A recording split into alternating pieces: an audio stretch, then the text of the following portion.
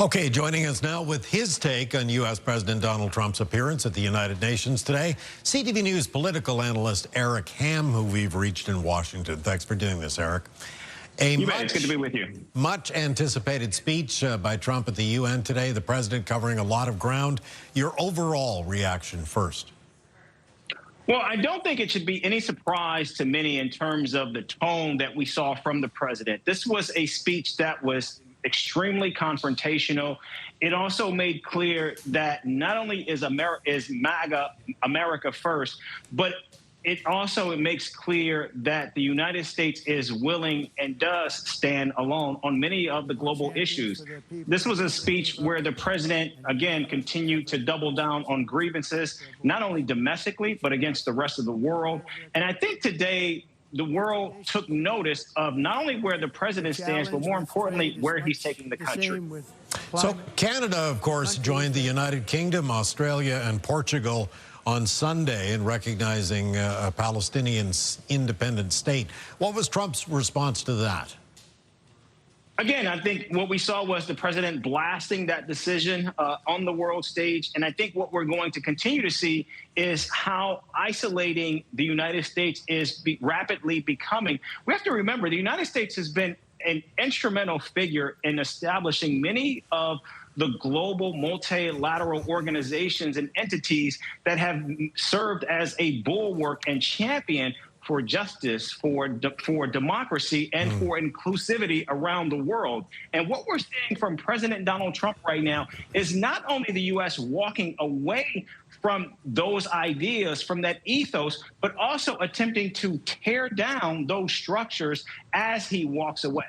Did he mention Canada in any other respect? Did we come up at all any other time?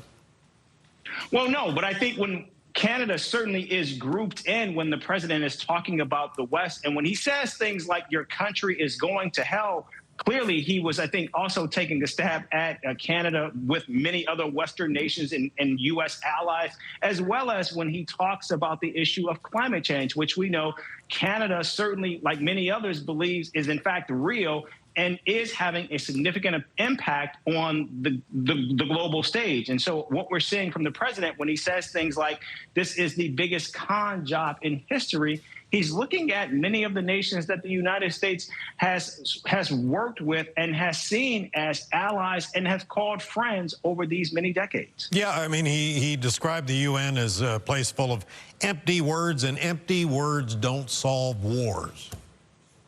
That's right. And again, we saw the president take a direct shot at the United Nations, that stage that he was on.